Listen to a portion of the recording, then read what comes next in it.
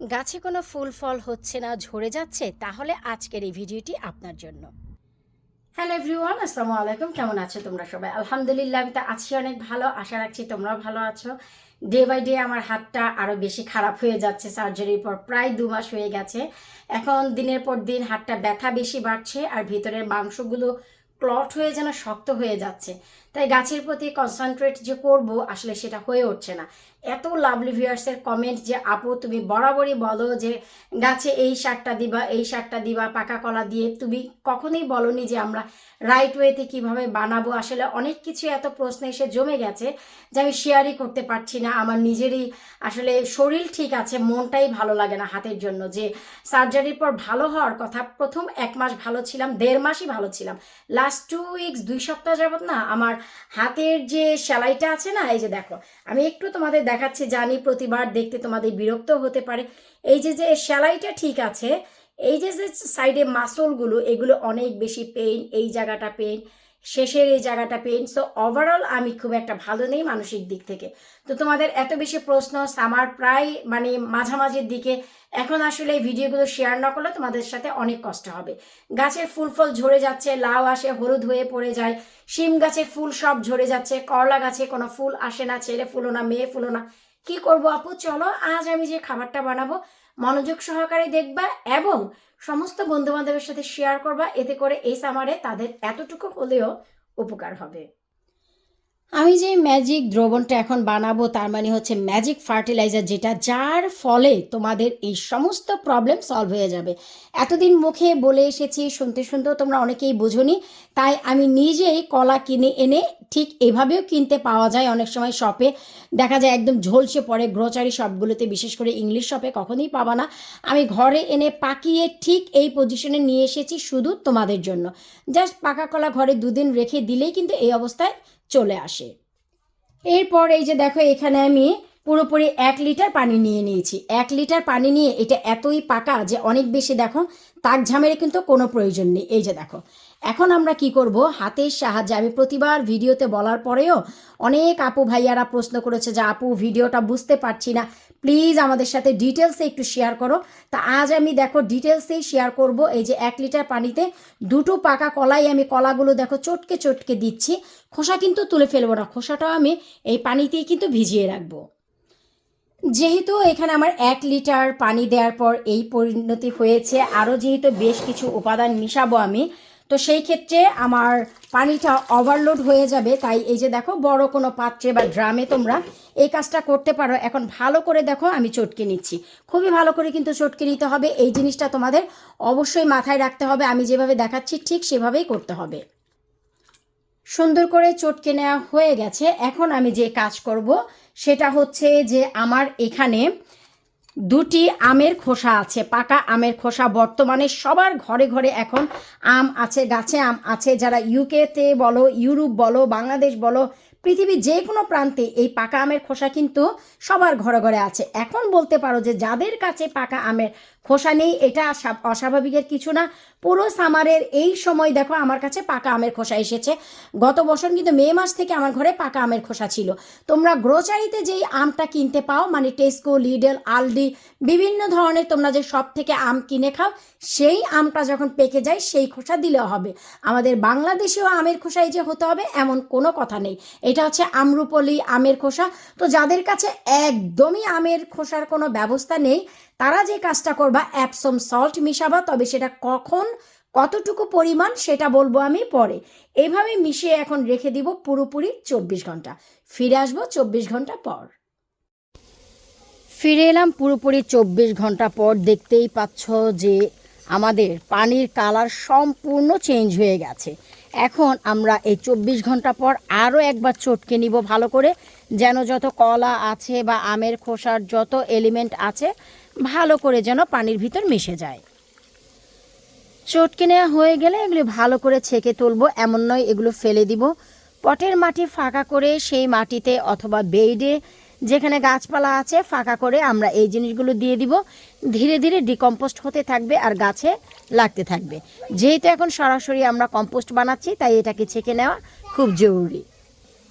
এবার অন্য আরেকটি পাত্রে আমি নর্মাল জাস্ট 5 লিটার পানি নিয়ে নিয়েছি। 5 লিটার পানি ভালো করে মনে রেখো, এর ভিতরে আমরা বানিয়ে রাখা সেই 1 লিটার সার অ্যাপ্লাই করে ফেললাম। এখন যে জিনিসটা যাবে মোস্ট ইম্পর্টেন্ট সেটা হচ্ছে 1 টেবিল চামচ খাবারের হলুদ। ব্যাস, এখন আর কি করব, ভালো করে আমরা মিশিয়ে নিব, যেভাবে কি দেখতে পাচ্ছ মিশিয়ে নিব। ব্যাস, হয়ে গেল আমাদের খুবই গুরুত্বপূর্ণ একটি ফার্টিলাইজার। এমন নয় যে আমরা কলার খোসা আমের খোসা ভিজিয়েছি সেই সারটা সরাসরি আমরা গাছে দিয়ে দিব, জি না। এতে করে আমাদের রাসায়নিক সারে যেমন ক্ষতি আছে দিলে, এটাও দিলে ক্ষতি হবে। তাই প্রত্যেকটা জিনিসের একটি মিনিমাম যে মেজারমেন্ট সেটা মেনটেন করা খুবই জরুরি, তবেই তোমার গাছ তোমাকে ভালো রেজাল্ট দিবে। এবার হচ্ছে যেই সব গাছে ফুল ফল আসছে না, ফুল ফল এসে ঝরে পড়ে যাচ্ছে, সেসব গাছে শুধু এভাবে করে অ্যাপ্লাই করে দাও। ব্যাস, যেসব গাছে তোমাদের ফলন চলে এসেছে এবং বেশ খানিকটা বড় হওয়ার পর পড়ে যাচ্ছে, সেসব গাছেও অ্যাপ্লাই করে দাও। মোট কথা A to Z সব গাছে তোমরা এই সার অ্যাপ্লাই করতে পারবা। আজই আমি তোমাদের সাথে একটি ভিডিও শেয়ার করেছি যে যখনই গাছে লাউ আসবে তখন আমাদের দ্রুত হারে করণীয় কী কাজ, এবং সেই কাজটি করার পরপরই আমাদের খুবই জরুরি একটি খাবার অ্যাপ্লাই করতে হবে যেন এই ফুল ফলগুলো আমাদের সুন্দর টিকে থাকে, এবং হচ্ছে যেন এই ফলগুলো দ্রুত বড় হয়, পচে না যায়, ঝরে না যায়। যেই পরিমাণ গাছে ফুল আছে, এই ফুলগুলো অ্যাটলিস্ট ছেলে হোক মেয়ে হোক ম্যাটার করে না, সবগুলো যেন টিকে থাকে, তবেই না তোমাদের ফলনটা সার্থক হবে।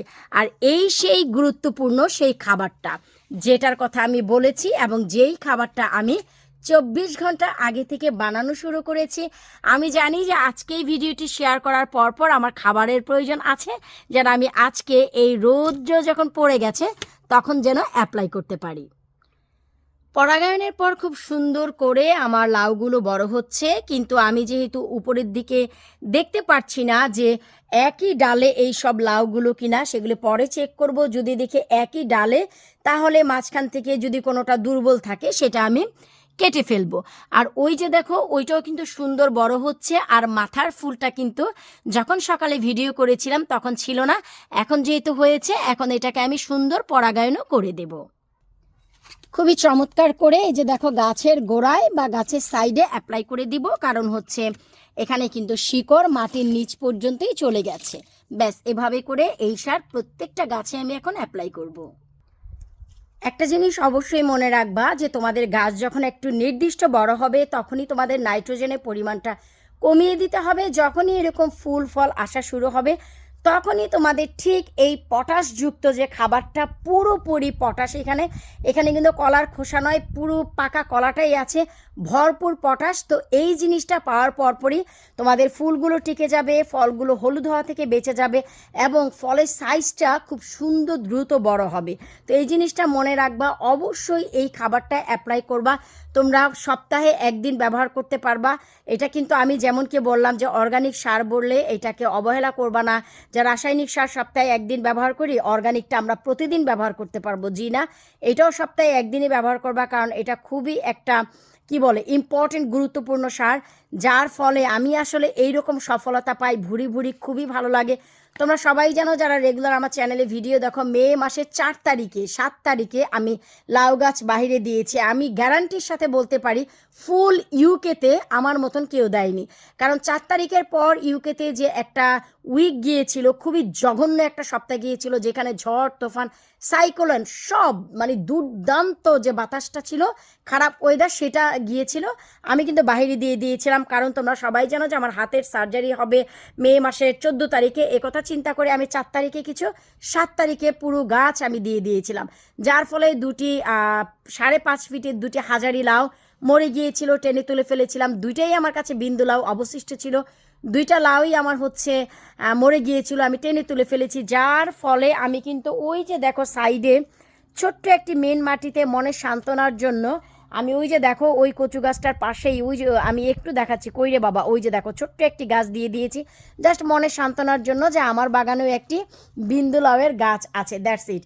তো আমি যে কষ্টটা পেয়েছি তারপর থেকে চিন্তা করলাম যে না, গাছগুলোকে সাপোর্ট দিতে হবে। তো আমি তো ড্রাই স্টো বা ভেল দিয়ে সাপোর্ট করি এভরি টাইম, তো সেটা আর করতে পারিনি, হাতে সার্জারি হয়ে গেছে, কিছুই করতে পারিনি। বড় বড় প্লাস্টিক দিয়ে আমি মেইন পটের মাটিগুলো ঢেকে একে ওয়ার্ম সিস্টেম দিয়েছি, সাথে আস্ত পেঁয়াজ মাঝখানে কেটে।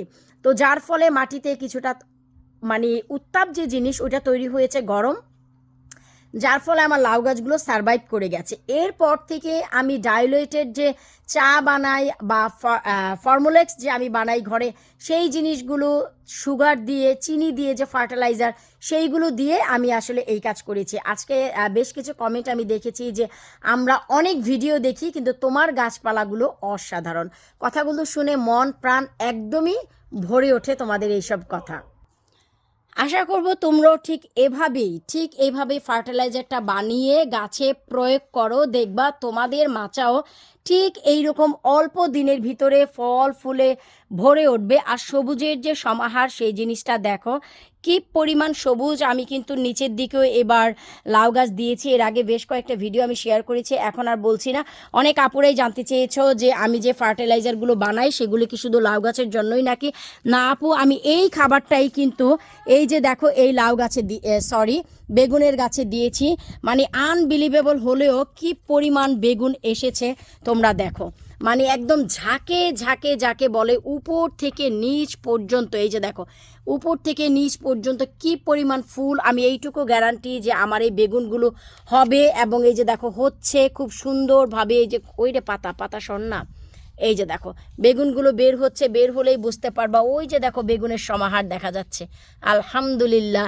তো আমি অনেক বেশি হ্যাপি। এই ফার্টিলাইজারটা আমি নিজে ইনভেন্ট করেছি, শুধু একদিন না, এক্সপেরিমেন্ট চলেছে আমার গত 2 বছর ভরে। এটার সাথে সাথে আমি আরও একটি ফার্টিলাইজার এক্সপেরিমেন্ট করেছি। এই যে দেখো বেগুনগুলো এখন বের হচ্ছে, কি যে অসাধারণ সৌন্দর্য লাগছে দেখো, খুবই খুবই খুবই চমৎকার লাগছে। এই এক্সপেরিমেন্ট গত 2 বছর চলেছে। এই ফার্টিলাইজারের সাথে সাথে আমি আরও একটি ফার্টিলাইজার ইনভেন্ট করেছি, যেটা কিনা আমি নাম দিয়েছি, নিশ্চয়ই তোমাদের মনে আছে, বলো তো কি সেটা? Vaccine fertiliser. জি হ্যাঁ, এর পরপরই আসতে যাচ্ছে ভ্যাকসিন ফার্টিলাইজারের video. So keep watching my channel. আজকের মতো বিদায় নিচ্ছি এই মনোরম দৃশ্যের সাথে। আল্লাহ হাফিজ।